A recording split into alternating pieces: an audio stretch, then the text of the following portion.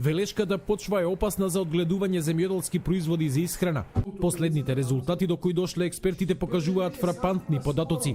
Нивото на присуство на олово е повеќе од двојно, а на кадмиум и за 5 пати повисоко од максимално дозволеното. Собравме примероци од зеленчуци, од Бавче, од градот Велес и од овој потек меѓу Велес и Башино село.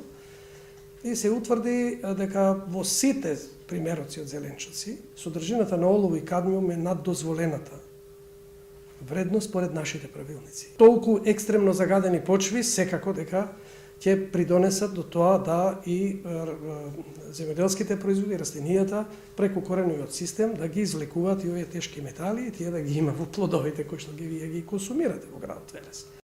Иако топилницата за олово и цинк е затворена пред повеќе од 15 години, загадувањето на почвата од 3-децениското работење на фабриката е се уште екстремно, а државата не презема ништо.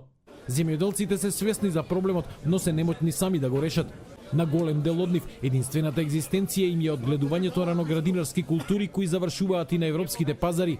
Таков е случајот со жителите на Башино село, кои младиот кромит го извезуваат во Хрватска.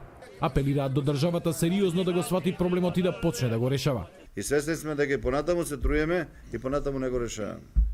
Меѓутоа, ако тргнеме од еден правец, повторно тргаме од законската регулатива, со помош на Министерството за земјоделие, како изолирање на Велешкиот регион кој што е реално загаден, мислам дека само на таков начин ние ќе дојдеме до некакви резултати.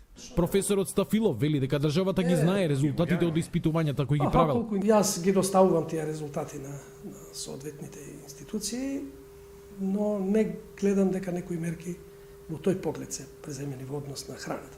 Еден од начините за решавање на проблемот е државата да забрани производство на раноградинарски култури во овој регион.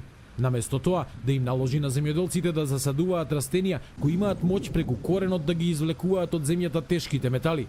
Додека не се исчисти почвата, државата да ги субвенционира земјоделците со пари од буџетот, предлагаат експертите, кои потсетуваат дека нерешавањето на овој проблем може да биде пречка за земјата на патот кон Европската Унија.